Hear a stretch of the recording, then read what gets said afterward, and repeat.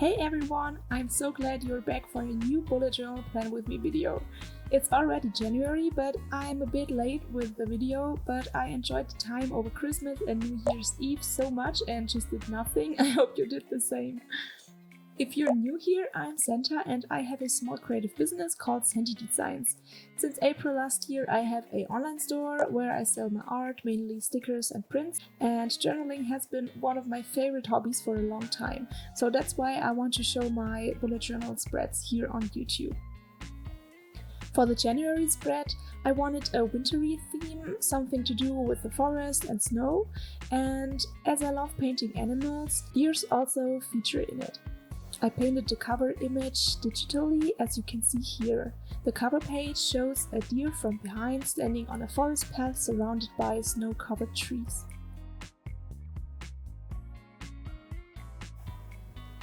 After I have traced my sketch again with black paint, it's time to start coloring. To get a colorful background, I roughly spread 3 different shades of green over the trees and blurred them with the Gaussian blur function in Procreate. And then I went over it again with every shade of green and traced every contour of the trees. I used the lightest green in the areas illuminated by the sun, the darker green at the edges of the tree, and a very dark green as a shadow between the layers of the branches. I have tried not to draw straight and perfect lines, but to paint everything in a rather wobbly and imperfect way, because that's just how it happens in nature.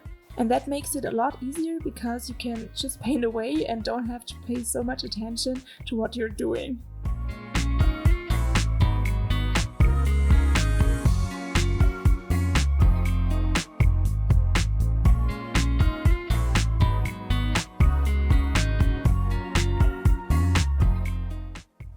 I think the trees look really great. I have also added more and more of the dark green towards the back so that they look further away. And then I grabbed the brown paint from my color palette and started with the trunks of the trees. First I painted them all with the same color and then used a darker brown to create shadows and contours by using the clipping mask function. If you are a Procreate beginner, I can really recommend the clipping mask. You can use it to paint on a layer underneath and therefore don't have to worry about painting beyond it and having to erase again. Here I have placed the clipping mask on the light brown trunk layer, and that's why I only paint with the dark brown on this motif and not beyond. I hope you understand what I mean. Next, the deer is given shadows and highlights to make it look more three-dimensional. To give the fur more texture, I draw small strokes widely across it. I did the same with the antlers. It's actually always the same steps: base color, shadow, highlight, texture.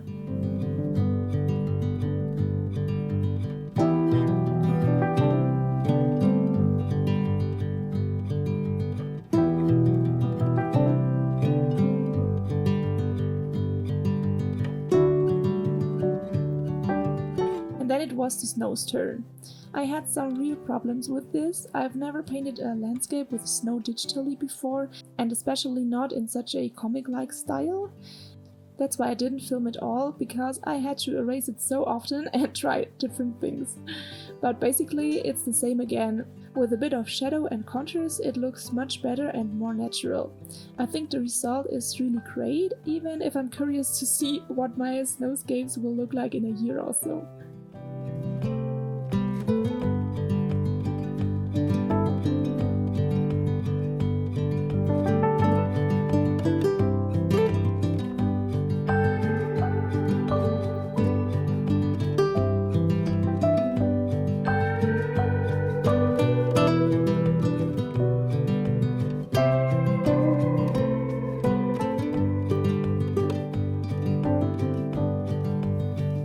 The biggest effort was to paint the snow on the trees.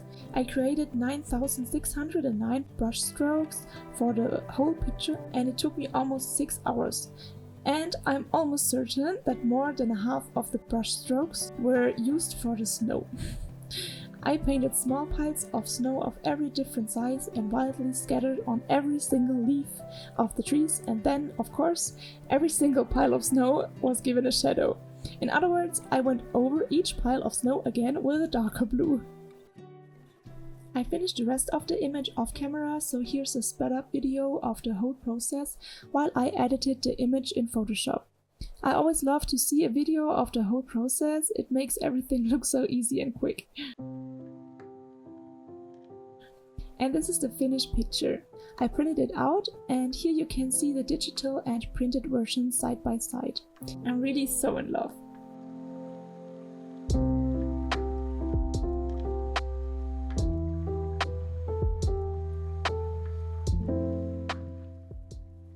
So now we can finally get started with the bullet journal.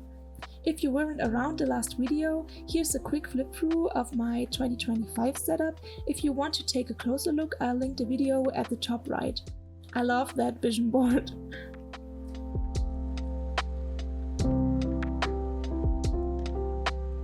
First things first, cozy atmosphere with a candle. Okay, let's go.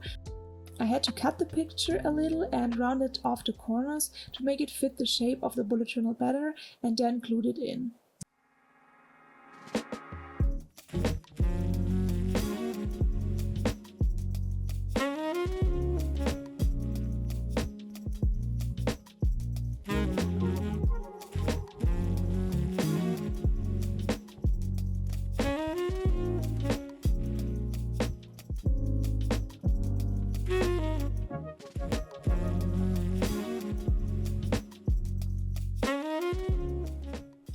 I chose a double page for the calendar this time, although I don't actually have that many appointments to enter this month, but I wanted to paint a few trees and a deer and I needed space for that.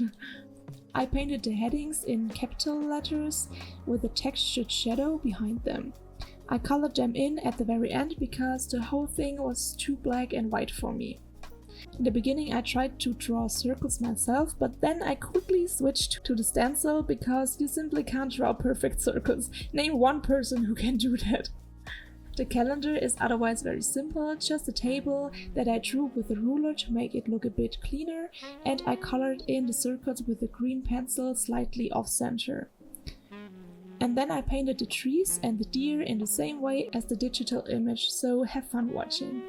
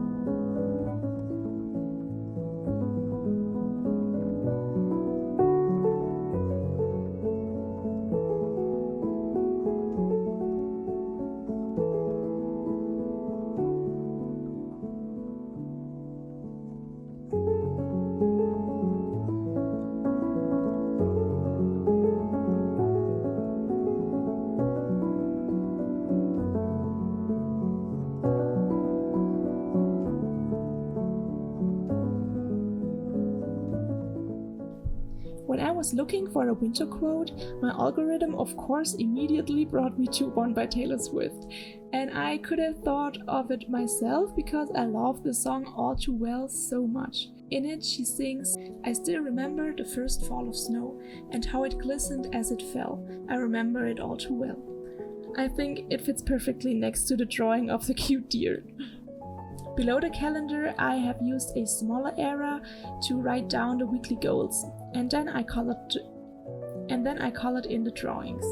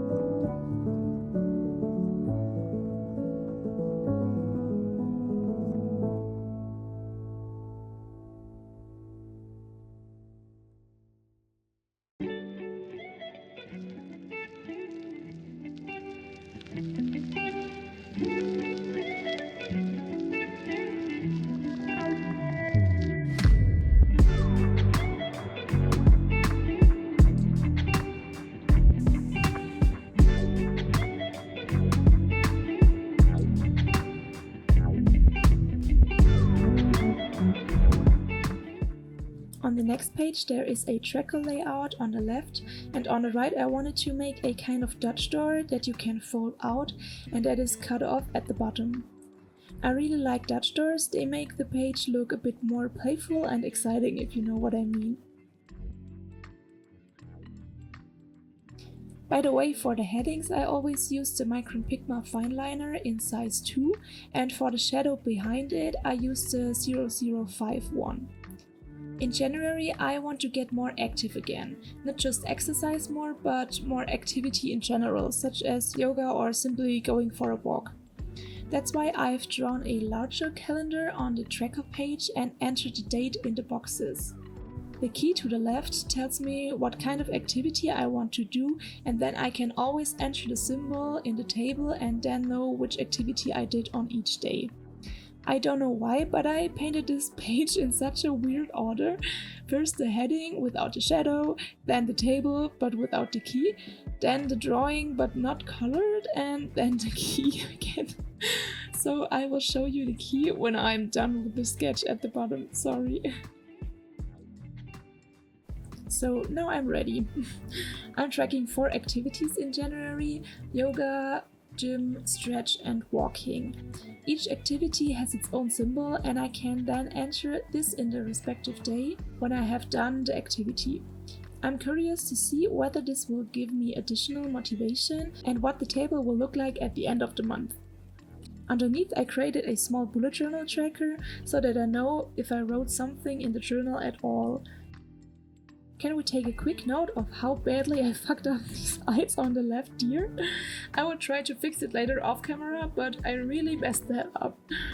I much prefer digital painting because I can tap the screen with 2 fingers and the mistake disappears. On the Dutch door side, I thought I would like to record the 5 best experiences of the month. I had already done that a few months ago, and it's just so nice to read it again later and remember it. And you think about it again when you're filling it in, and it makes me happy. I also think it looks really cool with the capital letters. I then wrote the numbering on the other side, which you can fold out.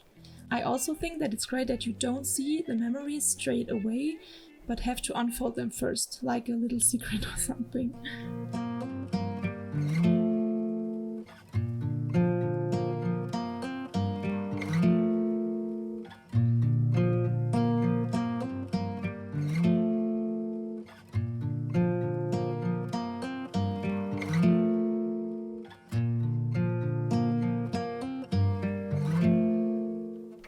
The second last page is for my monthly review. I always like to write down what went well that month and what I could have done better so I can take it with me into the next month. I also write down a few of my favorites on this page, namely my favorite song, the best food I ate in January, my favorite day of January, my favorite outfit, and what I'm especially thankful for. I just enjoy filling it in, and as with the memory page, reading over it again later and remembering it. Give it a try too.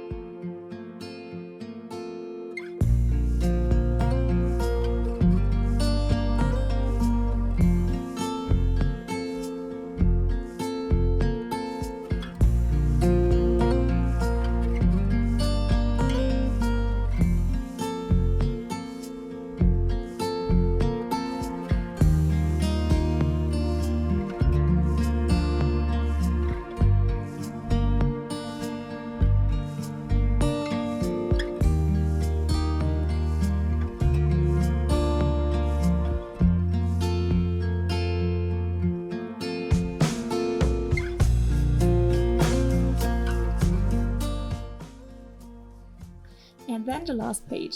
It starts with another drawing of the snow-covered trees with the 005 fineliner.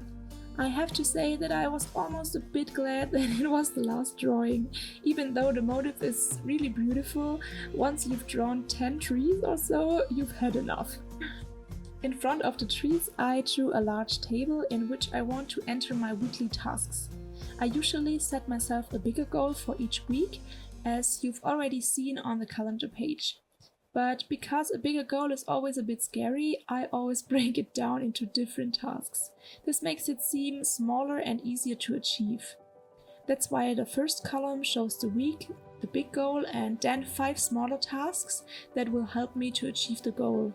At the bottom, I can then add some more to-dos if there are any left to do. I think the system is really great and I can only recommend it.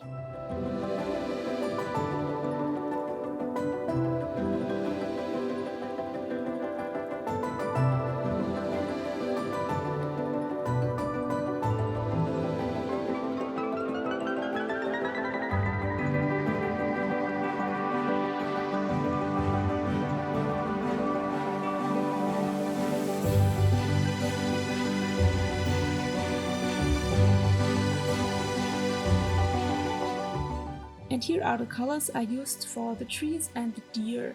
If you want to repaint the setup, you can also use these colors. I'll write the exact color codes in the info box. Afterwards, I drew a few lines on the monthly reflection page, and then, as announced earlier, I painted all the headings with the light brown to add a little more color to the layouts.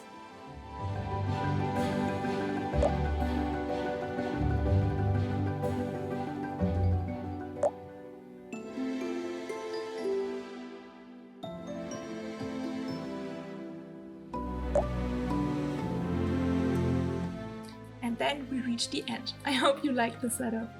If you have watched to the end, please leave a snowflake emoji in the comments, subscribe to my channel so you don't miss any more videos, and hit the like button. I wish you a wonderful new year 2025, and now let's take a look at the flip through. See you then, bye!